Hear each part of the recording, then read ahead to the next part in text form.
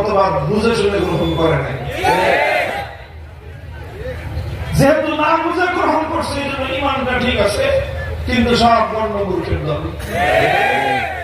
কারণ না বুঝে একটা মতবাদ গ্রহণ করে শিক্ষিত মানুষ না মূর্খ মানুষ? মূর্খ, সব গণ্য মূর্খ।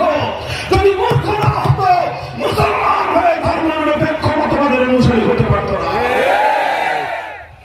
এই কথা জরুরি কথা। ওয়াজ জিন্দেগিতে অনেক শুনেছেন।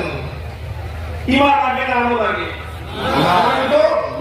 ইমান আগে না আমল আগে?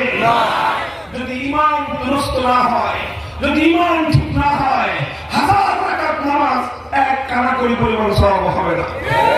ইমান ঠিক না থাকলে লক্ষ কোটি টাকার দাম